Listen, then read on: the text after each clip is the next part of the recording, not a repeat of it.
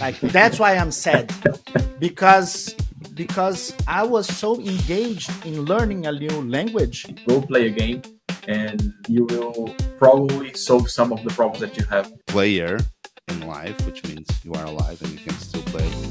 With Lego pieces, I can do whatever I want. 3 main steps, Andre. The first one is understand your user. Only you have individual objectives. You can have traitors. You can have like many outcomes. Welcome to the Productized Podcast. We dive deep into the minds of some of the most creative people in product management and design. And at Productized, we're all about exploring new ideas and creating amazing products, including games and gamification. So join us at 2024 Productized Conference in Lisbon from October 2nd to the 4th to learn, network, and have fun. Grab tickets if they are still available when this goes live at www.productized.co. So today we're experiencing a different format because we have 2 guests with us. We're joining 2 fantastic guests together, and both of whom will be leading a workshop at the Productized Conference. I'm very honored to welcome Renato Carbone. He's a loyalty strategist and data scientist specializing in gamification, and he's known for his strategic thinking and expertise in designing innovative algorithms and data tools, making him a master at engaging users and driving results through data-driven strategies. Along with Thiago Barrionuevo, is a gamification expert. He's also the founder of Kubo Experience, and he has a creative approach and a strong background in game design, and he has been working with corporates and startups alike. Thiago has developed over 50 games and gamified solutions that have transformed learning and engagement for teams in more than 200 companies across Europe and Latin America. Together, Thiago and Renato will be facilitating a workshop which is called Engaging Users with Gamification. And they will share their expertise, their experience, also their insights on using gamification to enhance user experience and product engagement. And I'm thrilled to have them, both of them, here on the show. Thank you so much for you guys joining. We have met on different venues, but here we are finally having this together. Nice to be here. Yeah. Thank you. Thanks for being with us. So before we dive in, let's start with a game, which we do with other guests as well, which is a rather silly game, but I actually think people always have very surprising answers to it. So maybe starting with Renato, what's your favorite app right now on your phone, Renato? Right now, my favorite app is Meetup. Since moving to Lisbon, I'm looking for places to meet people, talk about work, and also about living in Lisbon. So Meetup has been a good friend of mine, finding new places. I met you through basically some scenarios like Meetup. And they have a lot of gamification techniques that are not that apparent to everyone. And today we will probably discuss some of those features. All right. So what about you, Thiago? Okay, I use a lot Miro and Notion, basically because I'm always having ideas, so I need to put it somewhere. And Miro is something that I use a lot. I think it's even in your phone, collaboration. Mostly Notion in the phone, but right. Miro for phone. But when I have some ideas, I add into one or the other. When I'm reading a book or listening to a podcast, I use Notion, for instance, and I add that there. We learned it together in the Stranger Connections. That's true. With event. So that's Marta, with Marta, right? Marta, that's right. From Coffee Dish. Yes. She's also going to be a fellow speaker at Productized, by the way. She's on the lineup for the main day. All right. Crazy connections, right? This, you know, connections that were actually unexpected. So, Renato, what's your favorite way to relax after a busy day? Currently, staying with my son and wife. I have a 9-month-old son, so It's like every 5 minutes I need to go get a quick hug. Thiago has some theories about what I'm doing, but that's my thing, hugging my son. So nice. What about you, Thiago? For me, it has always been games, and my wife and my kid, my daughter, they also love games. So we play Hmm. board games and video games all the time. When I was 8 years old, I traded my pacifier with a master system, and since Hmm. then, for me, what keeps me in peace are games. So I love playing video games all the time. Yeah. Yeah, I remember those. I never had a Master System myself. I was more of a Nintendo guy, but Okay. yeah, I heard it was quite popular in Brazil, Yes, it along was. with It was. It was Neo Mega Drive. Mega Mega Drive and Drive Neo. Neo Geo. Exactly. If you were a rich kid, which I Yeah. was not. True. Um, yeah, those were the days. Okay, yeah, amazing days. By the way, I mean, I think if you were born like in the 80s or so, um, you didn't have that much screen time like nowadays. Kids, True. obviously, they are exposed to a lot of screen time, and in many ways, the screen time that you had, at least with computers, was a better, higher quality screen time because it was not as abundant. So it was maybe 1 or 2 hours per week, which was when you could grab the computer of your aunt or your uncle or some family person that had a real PC or sometimes even a video game console, right? Because if unless you were lucky to have one, it was always like this kid in the neighborhood, like, oh, this guy has a Mega Drive, let's go to his place and play the entire True. afternoon there, right? And I think Rent because some of that, games. yeah, rent some games, exactly. There was a more valuable quality time with gaming, and the way that people were playing was also a little bit more social. But anyways, we'll be exploring all of that in this conversation. So, Thiago, can you start by explaining what gamification is and why it's becoming increasingly important in product and also for lots of companies that are looking at gamification as a way to better engage with users. I can give you a technical answer, and I'll let Renato give you a more fun one. So, Okay, so let's go for the basically, technical one then. yeah, And then basically, let's go to the TLDR answer here by Renato. okay, basically, gamification is when you use game elements such as points, rewards, challenges, and storytelling into non-game contests. But that's too technical. I think Renato has something much better than this. So, Yeah, maybe this what Thiago said is the practical thing. What we see at yeah, the end and say, okay, now I see that I'm earning points for do that. So gamification is a design focus on human motivation.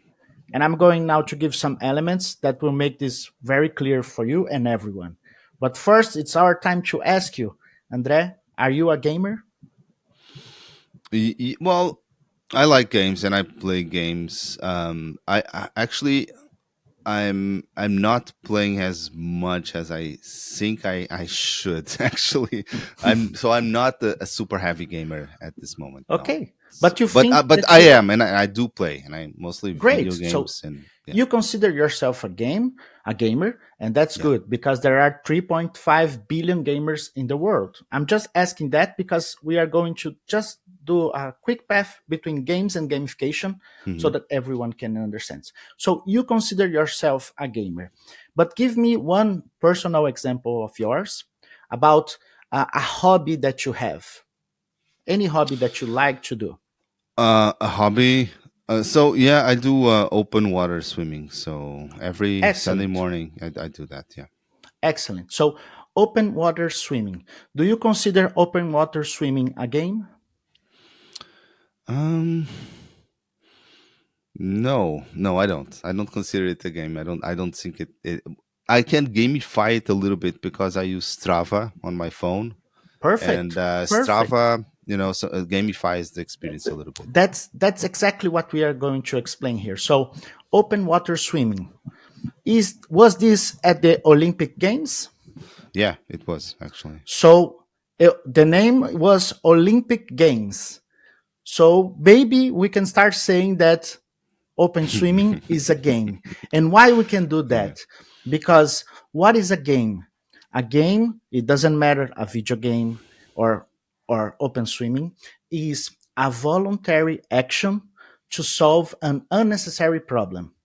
Okay. When you think that swimming at open waters is good for you, you want to do that for whatever reason, you are engaging in a game because you don't need to do that. You do it because you like it. It's the same as video games. Why do we uh, spend time playing that? Because it gives us entertainment, it gives us any other qualities. But Hmm. games are voluntary actions to solve unnecessary problems. And the path from game to gamification is exactly what you perfectly explained.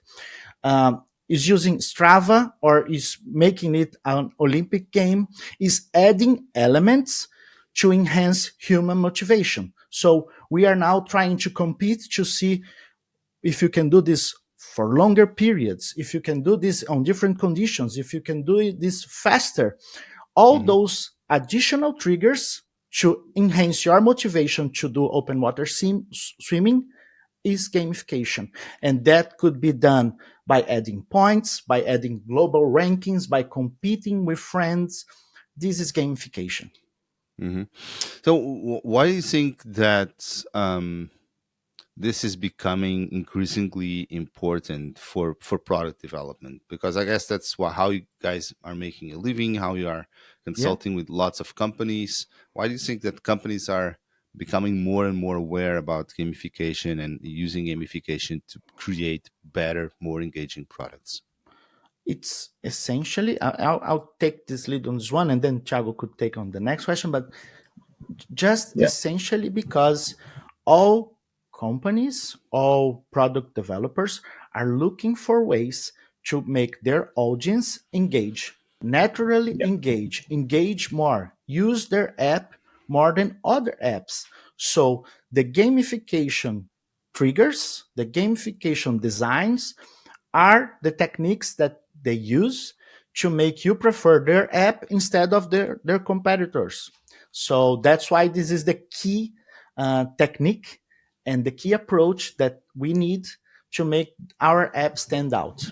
that's it. I think even it boosts user engagement usually. So gamification is on product designs for that. It creates a sense of progress. It creates a sense of achievement and fun because sometimes when you use an app, it's not fun to use the app. You use it because you need it, but you can make it fun by adding gamification elements, game elements. So if you're rewarded, if you're challenged, so like if you think about Duolingo, for instance, it shows how Hmm. gamification can really drive engagement and make you use it. If you lose one day, then you lose your boost, and then you have to go back there that day, unless you don't want you lose you don't want to lose that boost. So Hmm. it makes you challenged, I think, and usually increases engagement.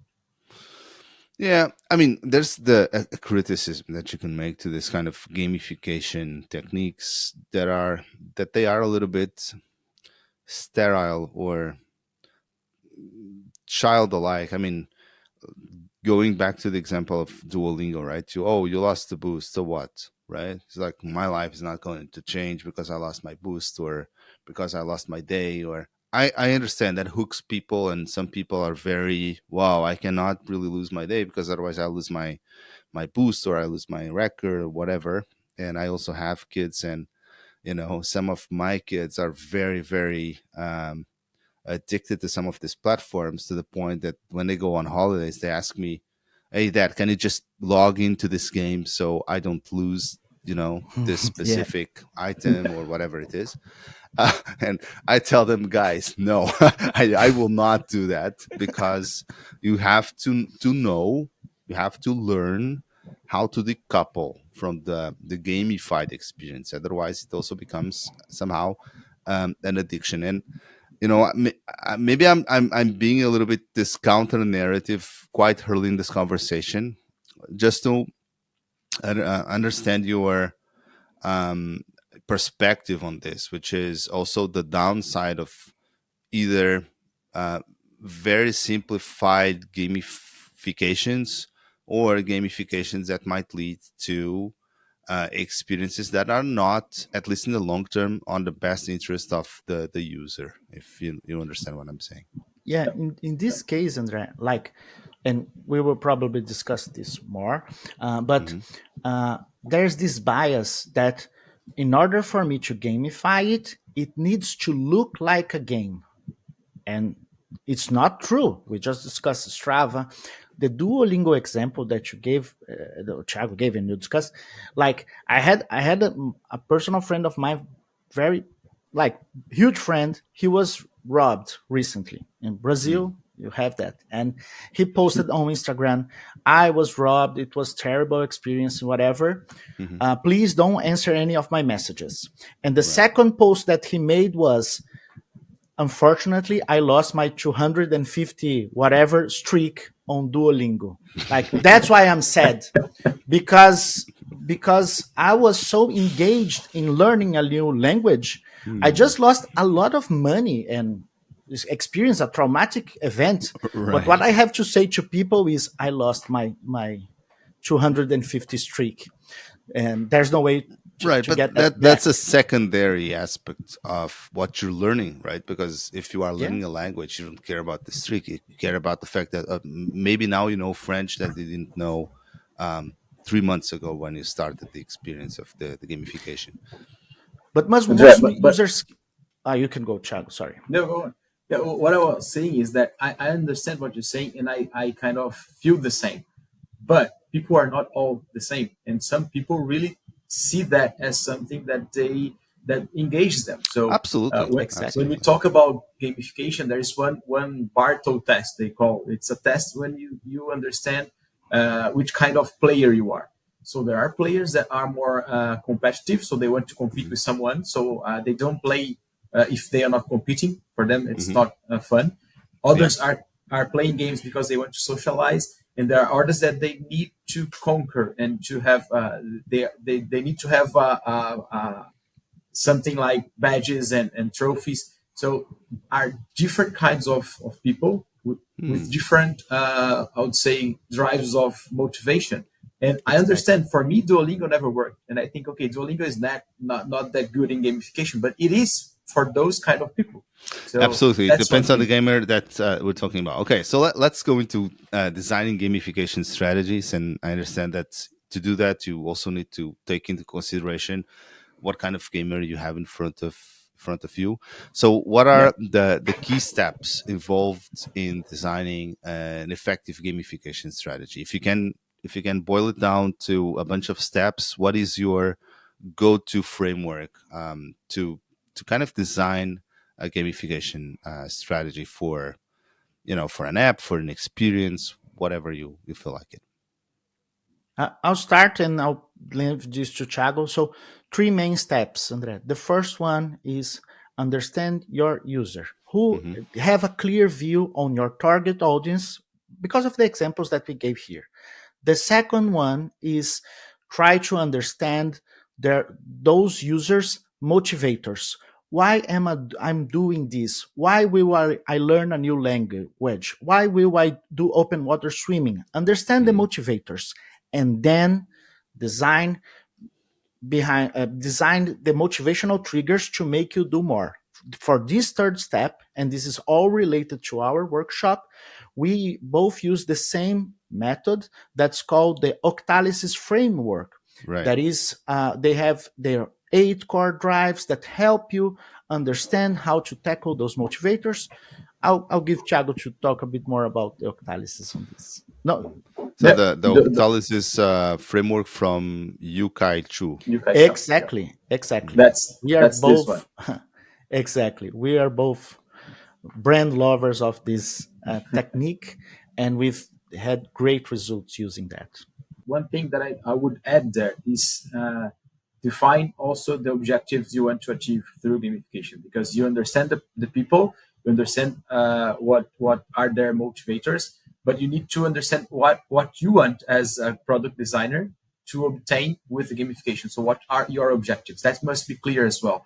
And then if you can define its increase engagement or increase retention in your app or learning outcomes, whatever. You need to make that clear so that you know which problem you're solving with gamification. So if you don't define the problem well, you won't know which problem you're solving. So I think this is one key element as well on this strategy.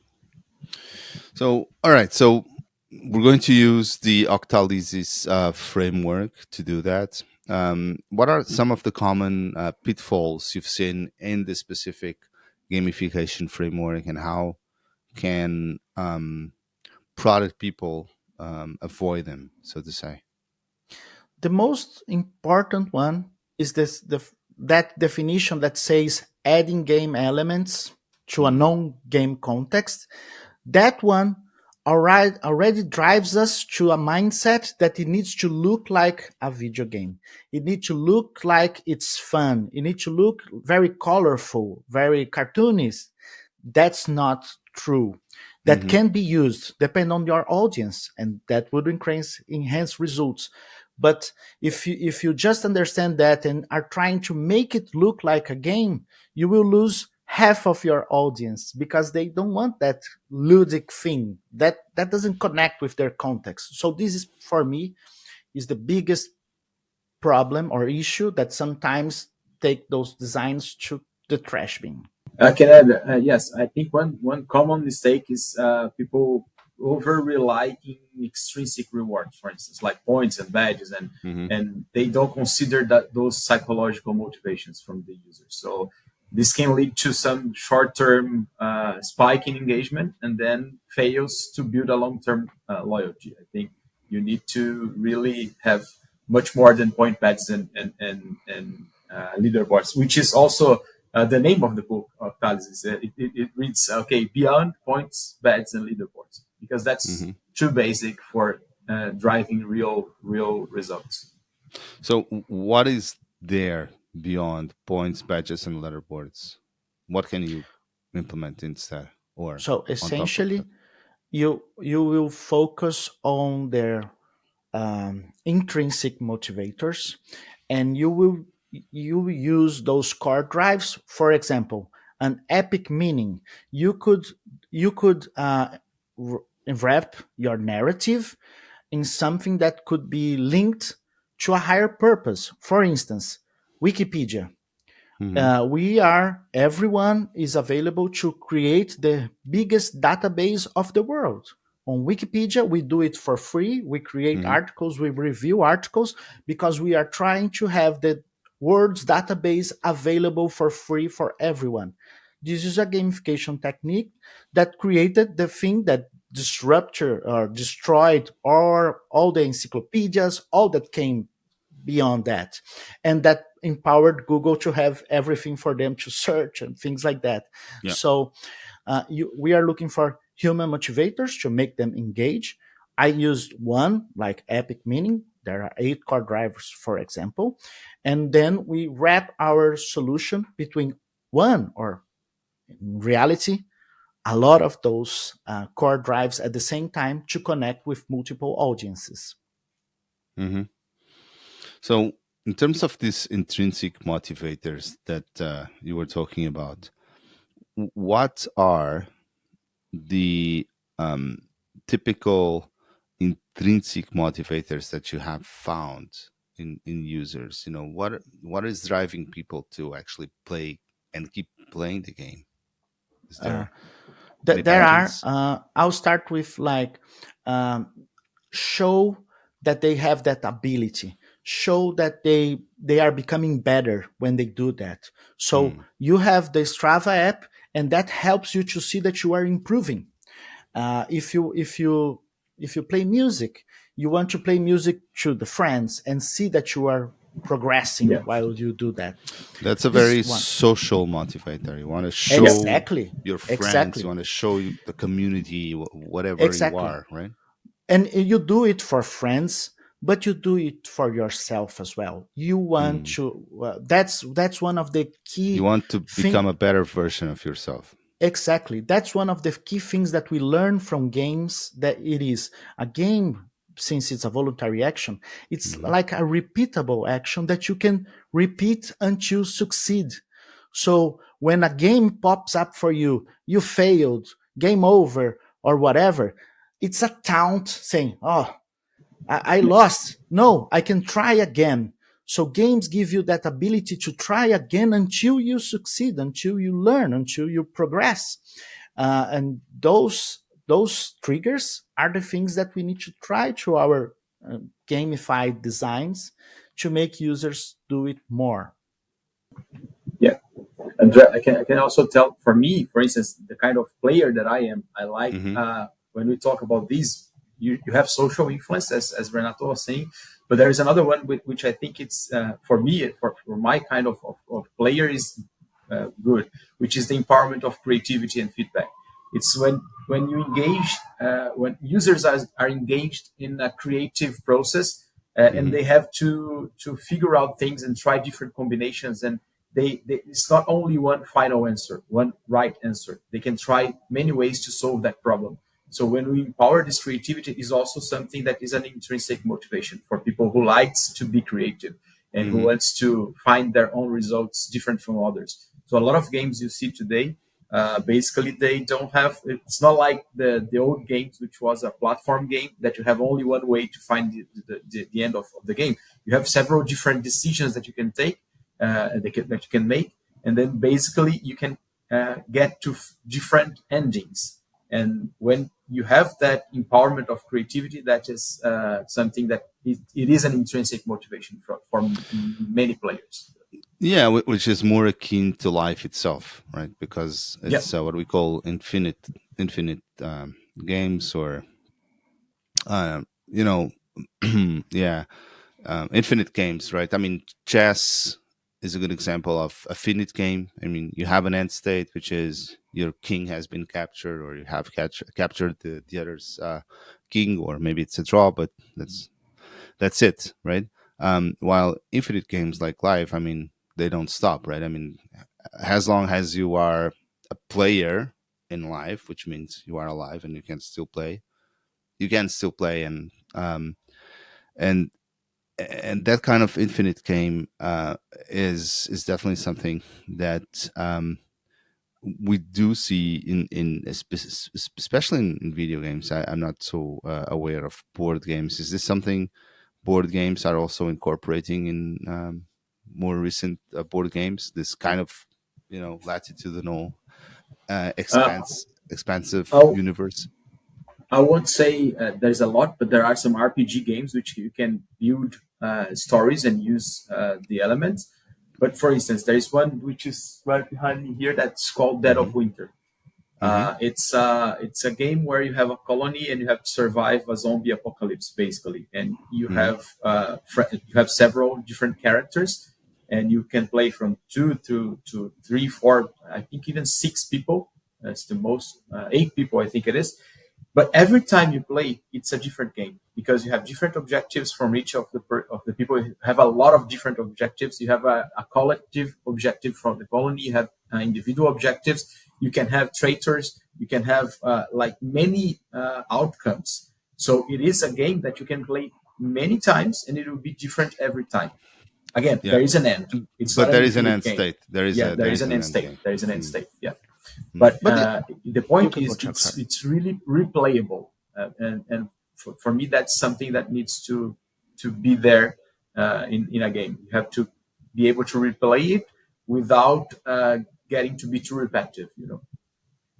Yeah, Mm. I believe the best answer here regarding end state or not would be Lego, right? Uh, with Lego pieces, I can do whatever I want, and I can put 5 pieces together and say that's a dog, and Thiago would use 15 pieces to say that's a dog, and they could be also true answers. Hmm. So the what there is there is games, although there's an end state. We created the end state. We wanted to do a dog with Lego pieces. The most thing that we should look for is, are we having Lego pieces, small pieces that I can do whatever I want with that, or am I getting like walls? Because with walls, the only thing I can do is put four together and a roof. But with Lego pieces, I can do any format I want. So this should be the biggest thing we would look for with deciding if the end state is the problem or the ability to make it different every time I do it. Hmm. All right. So, can you tell us a little bit about some of the highlights of the workshop that you're going to be facilitating at Productized Conference 2024, engaging users with gamification? What can people expect? So, let's say I'm a product manager. I don't really know much about gamification. Of course, as the average product manager, I've heard about it, and maybe I've read a couple of things about it, but I'm still maybe stuck in a company where gamification hasn't been a top priority. And yeah, I mean, maybe my product is, like you said, is doing what it should, but there's no real gamification element to it. What can people expect when they get out of this workshop, to have learned and to look at gamification with new eyes, if you understand what I'm saying? We will do a quick start, an icebreaker to remove that bias that gamification is a thing that I'm not tapping at the Hmm. moment. They are probably Hmm. doing it, but unintentionally. So we are going to do the same wrap up that we did here, of course, with more substance to show them that gamification is not an out of this world technique. It's part of our day to day things that we do and use. The only thing is how can they understand and intentionally start adopting it. This is the start, and then Thiago will take us on a huge journey here. So tell us, Yeah. man. Yeah, we will play one of our games that we developed in Kubo. And basically, it's a zombie apocalypse game, and people will be different in different groups. They have to negotiate. They have to be challenged. They have to come up with strategies to solve their problems, their unnecessary problems, right, Renato? And the idea is that they play the game, and after that, we will tell them how we used the framework to create that game and how they can Hmm. then project that into their product that they have. So the idea is that they understand how we created a game using the framework and how they can use that same framework to design game elements that can be applied on their own products or services. So it's a zombie apocalypse game Yeah. that you guys have designed inside Yes, Kubo. yes, that's one that we have designed for corporate trainees, and then there's a lot of skills that you can use on the game.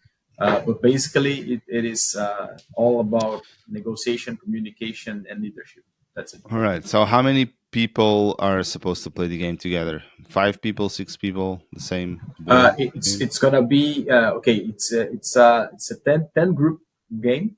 They are playing all together, so they need to Hmm. interact all of them. So if we So the have a full house, groups will be interacting with each other. yes, yes. So Oh, everybody will be wow. playing together. So it's gonna be a third.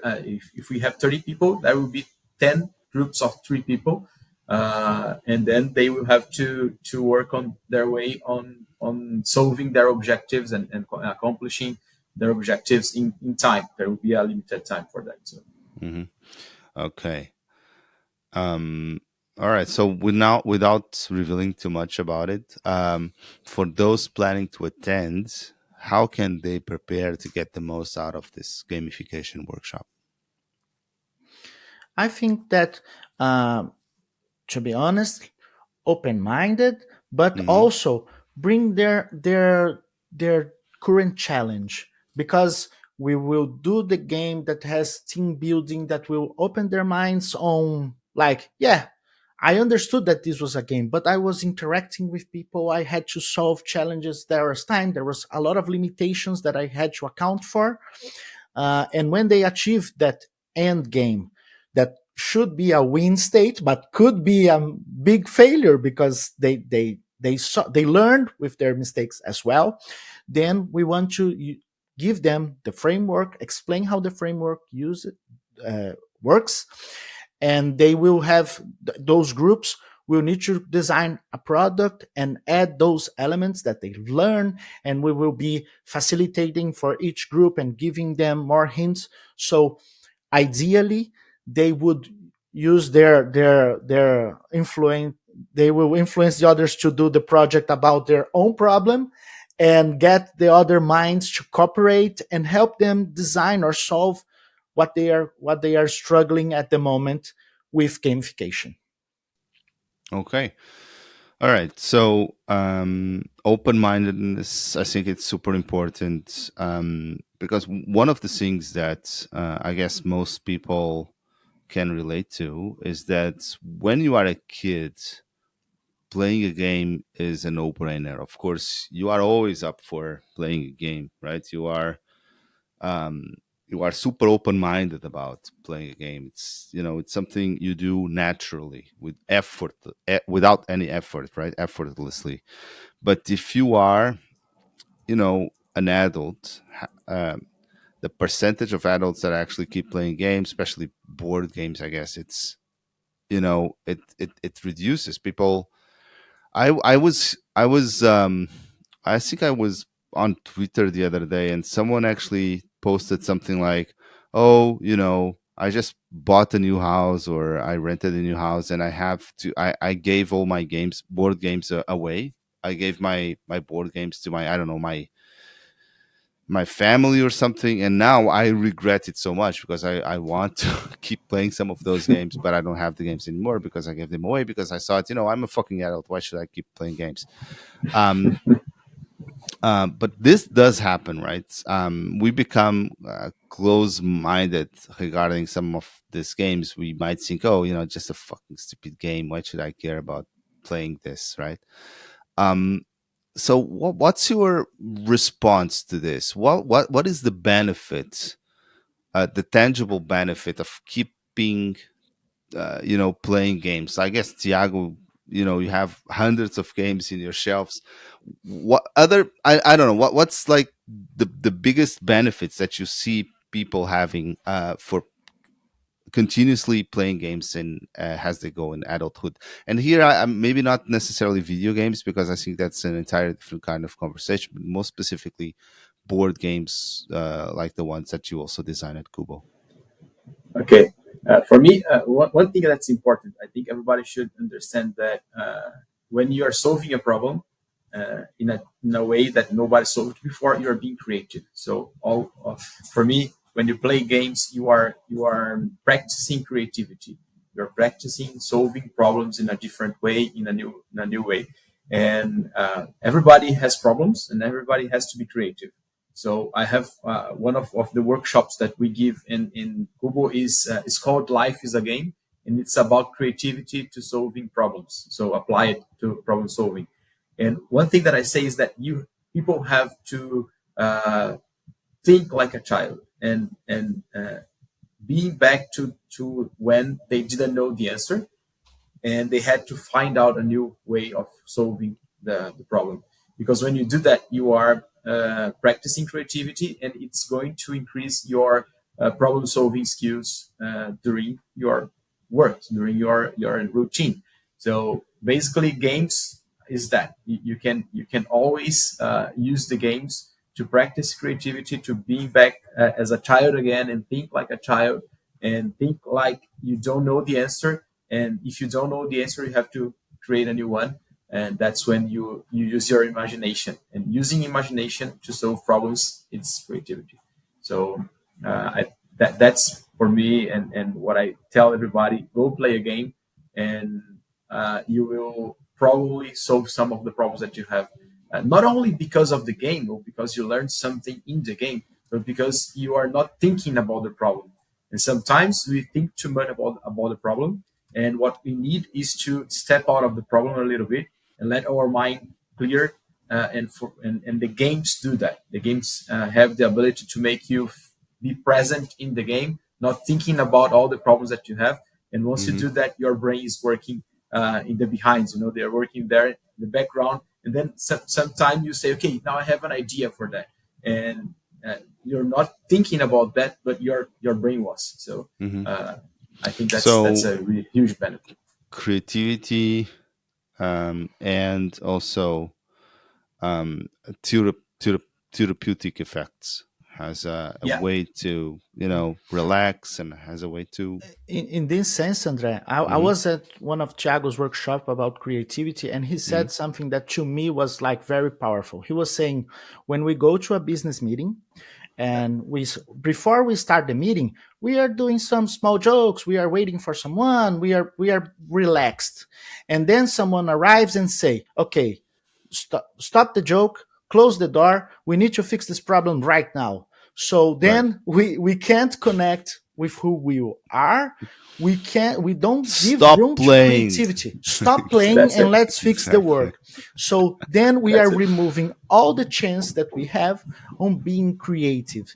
So hopefully, me and Thiago are starting this movement to remove this bias Yeah, on gamification and games to bring creativity to its place.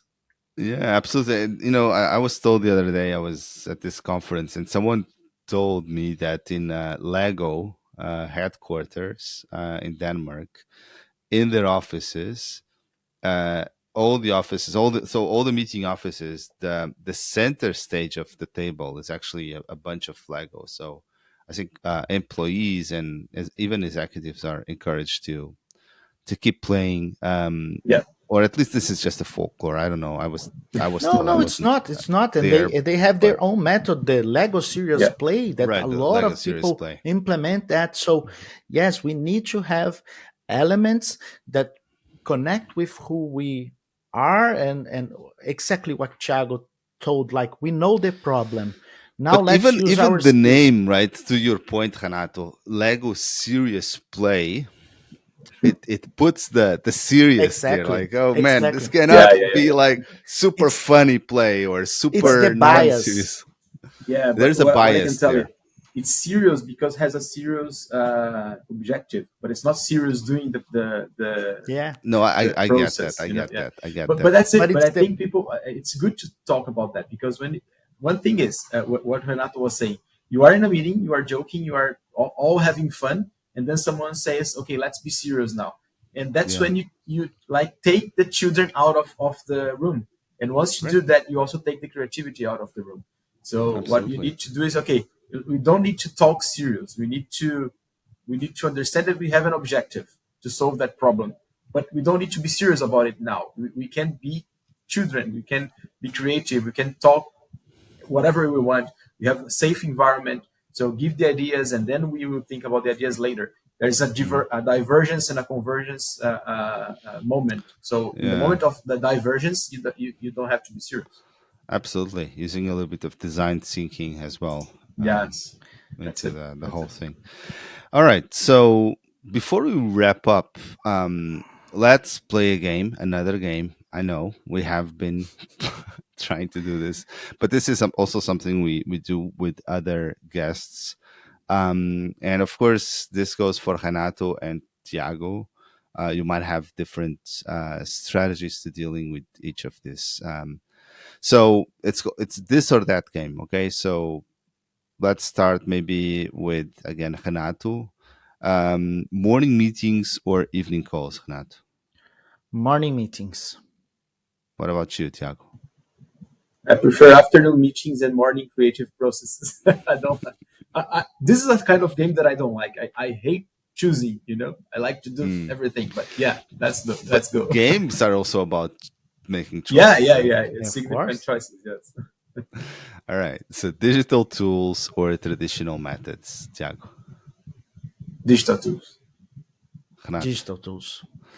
But most of the board games I see behind you, they are traditional board games, right? You are using dices Yeah, and boards, pieces, and stuff like that, right? You're not into video games or yeah. digital gamification necessarily. But that's why I say I can't just choose one because Mm. I love traditional games, but I also like video games. But when we're talking about a context where you have to work remotely, you have a lot of I would say for me a lot of creative process going on with different people all over the world. For me, digital tools is the best way to do it. So Okay, And the so digital tool gives you the on demand. Like any Yeah, board yeah, game that he has behind him, he will need 20 can be. minutes to set up and find friends. At least the digital I can do it. I have 20 minutes. I'll use those 20 minutes playing a game as well. So mhm.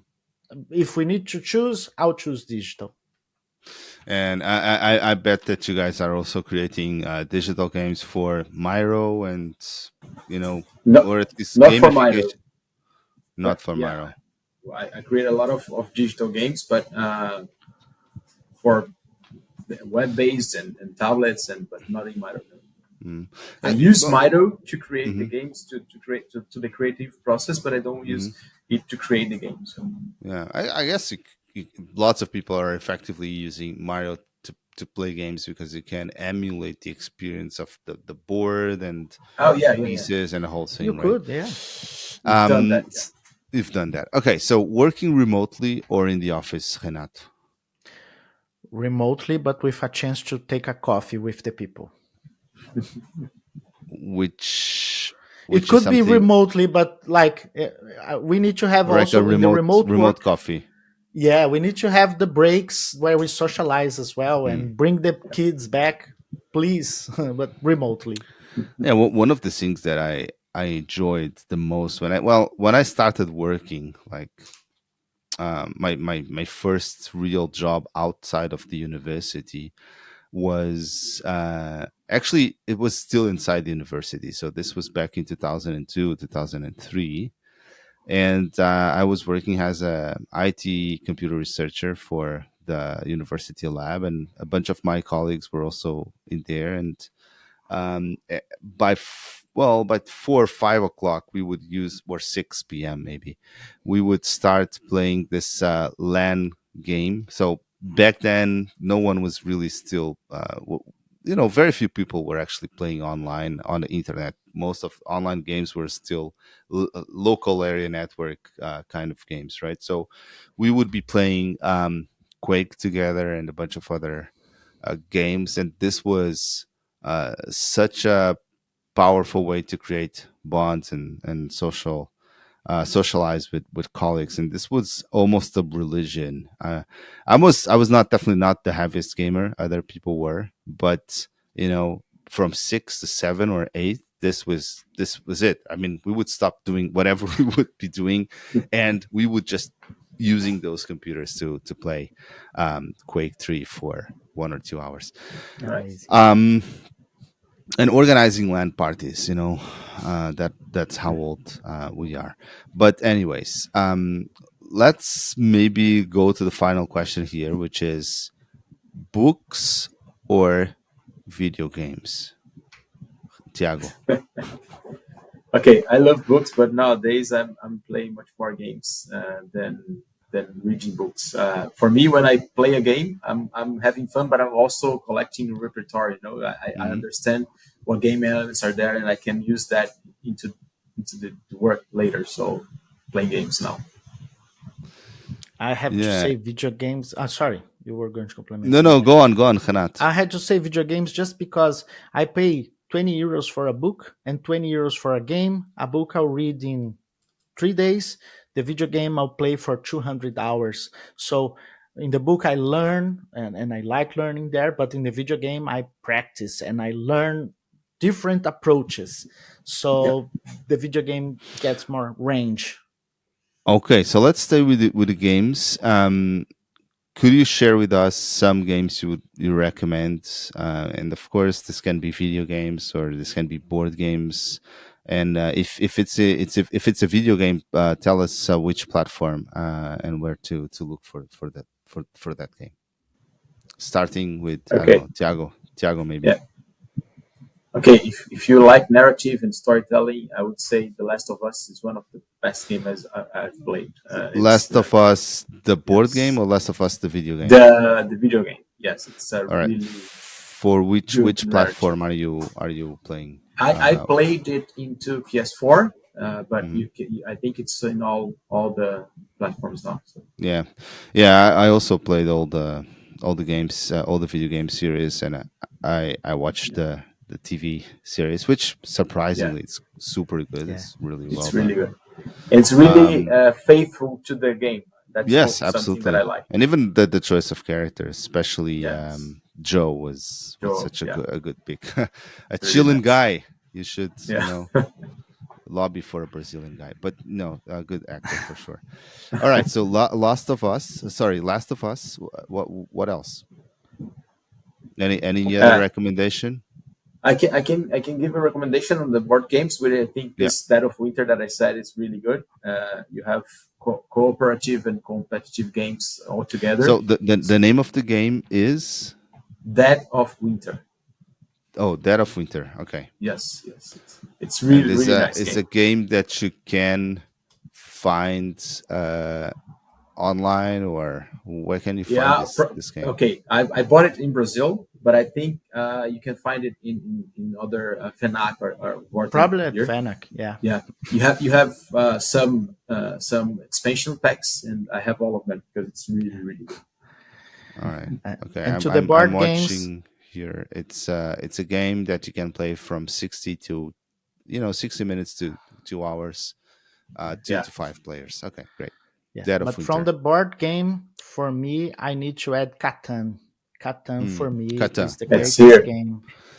Yeah, please, Yeah, and you have all the expansions. I hope because we need to play with the yeah, expansions. So Yeah, Catan, one of the things that sometimes prevent people from going deeper into these games, that people just don't have the time to go through this heavy, um, you know, game roots. mechanics, right, and the rules, Yes, and yeah, sometimes it feels like you're just reading so many rules. Oh man, it's just so boring. I can lose, like, I don't know, yeah, 1 hour just to understand the game mechanics and start playing. So what's your advice on your professional advice in this case too? Let's say I want to play Catan with my kids.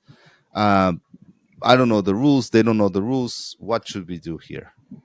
yeah. Ideally, you should start with games that are quick to play. Like you use that. We love it. Dixit is a Hmm. great yep. Yeah, example. I love You should Dixit. Yeah, you should play this one as well. I'm going to lend this to Thiago. That's why it's in my table. You it's can called find this at Fenac. Milo Simulo. Simulo. Simulo. It's the same approach as Dixit, simpler, grant the same results for team building and creativity. But Hmm. yes, when you want to go to the more advanced games like Catan, Hmm. ideally bring an experienced player to the table at the Yeah, first time, Hmm. because there are a lot of amazing games that are not played because your first experience, I don't know if we got it, and then you miss out on things that can teach you so much and give you so yeah. much fun time. So always try to have a friend like Thiago that you can go to his house and have 100 games, and he will teach you the amazing things that you probably miss out only on reading. But I'll tell you Yeah. one thing. Don't wait for me to explain the rules. I am really bad at that. I'm really bad at that. That every time that we have to explain a game, it's my wife who does it because I don't even read the rules and the manuals. I say, okay, you can read it, you can learn it, and let me know how it is because I'm not too I'm too chaotic to do that. Hmm. So So you Okay, prefer so other people tell you? yeah, or Amanda explains or I explain, and then we play a yeah, game. that's Always try to find someone that have already played to introduce you to the game. Yeah, This way you don't one miss thing out. I've used a couple of times and it actually worked pretty well was using ChatGPT to explain me how to play the game. okay. Okay. Yeah, and it worked. Never tried. That's a Yeah, good try. actually, because ChatGPT knows all the games, right? So if you go there, hey, Yeah. I want to play Catan with my kids and I don't know the rules. Can you tell me how to set up the game for a 60-minute ride? Da, da, da. And yeah, In this ChatGPT will sense, give Andre, you. Catan, Hmm. that's such a very powerful game. It There is is, the yeah. digital version of Catan. Oh, It's really? free. It's called Yeah. Colonist. Colonist.io. It was Oh, like a savior for me and my wife during during the COVID pandemic because we could be with our friends and play Catan, a game that we together. really love, and you can play online for free. And with the addition of being an online game, it takes you by the hand and makes you get it and play, All and right. So that's it a works great the same. tip here. Colonist.io. Exactly. If you want to go online, and then yeah, and then that's also a good tip because you can go from online to board game if you have the board game later. All Exactly. right. So for those that want to reach out for advice, or maybe a game buddy, I don't know if you're into that. There should be like a game buddy platform or marketplace where you could hire someone for 2 hours just to play games with you. Just Yeah, oh, that would be come nice. over my home and I'll pay you, I don't know, 50 euros. You just have to play Catan with us, explain us the rules, and that's, There are maybe. physical stores Tinder for of the that. games. Yeah, there are physical, yeah, Tinder of games, that's for sure. But there are physical stores. There's here in Lisbon, there's a bunch of those Yeah, that you and there are are you going meetup to those groups. stores? Are you Not actually are you going to those stores here in Lisbon? Are you, because you're not based not in Lisbon, both of you? yeah, not at the moment, but there are also meetup groups Hmm. to To connect play and games, play right? different board Right. games and whatever. Okay. So games are finding their spot Hmm. on new gamers, and that's great. Are you into any of those meetup groups to play games? No, not at the moment, Yeah. because I need to juggle networking, and games are a great way for networks. But Mm. when I say network, meeting people and Right, right. give my base here. But and I have the small kid now, so limited time. But I'll get to that very very soon. Very well. So let's say people want to reach out to you, Tiago and Renato. Where can they find you? What is the best way to, for a company to start gamifying their experiences or gamifying their learnings? What's the go-to strategy? Should they contact you, Kubo, or actually more than just asking for advice? Just tell us a little bit what is the process that you use to engage with companies that want to go through this gamification experience. So for me, Okay. I have a YouTube channel that talks Hmm. about gamification and relationship strategies. It's at Tinkering Loyalty on YouTube. Hmm. And I have over 70 videos talking about gamification for companies in their relationship strategies, for doing loyalty programs, incentive programs, and Hmm. also to reach me directly on LinkedIn. I also post those contents with more insights on LinkedIn. I'm Renato Carbs at LinkedIn. All right, and the trigger for lots of these companies at the end of the day, of course, people want to do gamification. That's all nice. Users are more engaged, but I want to make more money, right? So Of course. that's the end state. You're increasing the bottom line by making gamification With more effective. gamification, increasing user retention, Hmm. increasing employee motivation and performance, and Hmm. sales team performance. So that's my main area of expertise. Right. Tiago, what about Kubo? How to reach out? Yeah, we have an Instagram and a LinkedIn as well. So basically, Scubo with double O, so Cuboo experience in LinkedIn. And for us, what we're most doing today is trainings and team buildings and hiring processes with games. So basically, we do create gamified experiences as well and gamified courses and trainings. But our biggest customers nowadays are HR people, people from training and development and talent acquisition that needs to use games to retain talent and to train people. So you can find me there. It's Thiago Barrionuevo. It's not so easy to spell. So Kubo experience, I think it's better. It's easier Hmm.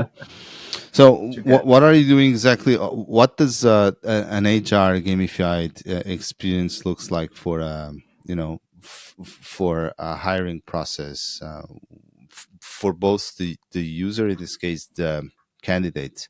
Why is this something HR people are doing at the moment? Okay, basically, I can tell you one example. Hmm. We have created a escape room, an escape game Right. for Bosch, for instance. And basically, what we did is we understood the employer value proposition. So they had an employee value proposition. They wanted the participants to understand while playing the game, but Hmm. also while they were playing the game, the HR and the managers they were watching. and assessing soft skills like communication, Right. leadership, and so on. So we designed a specific and exclusive game to that purpose. And during 2 days, we were in a hotel. People were playing the game while while they learned about the employee value proposition, they were also being assessed on the soft skills. So it's mostly Bas- assessment. for hiring process, yes, it's for assessment. Basically, people are looking at how you are communicating and working as a team and so on. People are who they are while they're playing a game. They are not Yeah. characters. They are It's in harder 5 minutes they to forget fake. what. Yeah. Yeah. So that's why it's good. But this is only one process.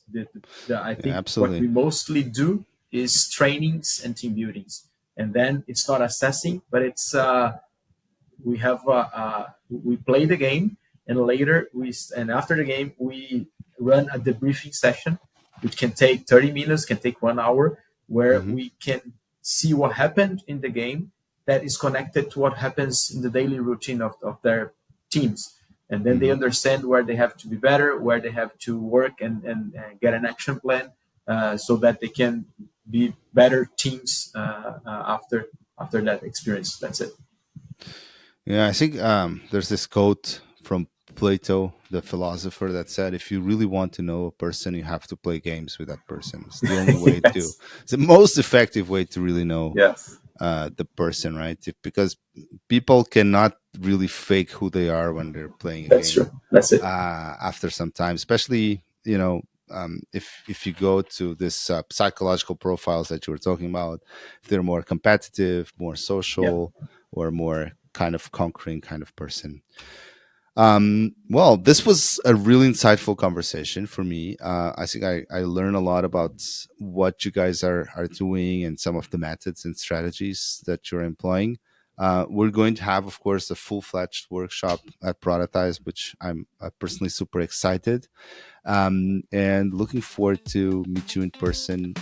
Well, very soon. I think we'll probably meet before the conference, but otherwise at Productized conference in October. Okay, nice. Thank you very much for the invitation. We're really happy to be here and to be there in Productized. It's going to be a fun session and also really, really good insights, I hope. Absolutely. Have a great one.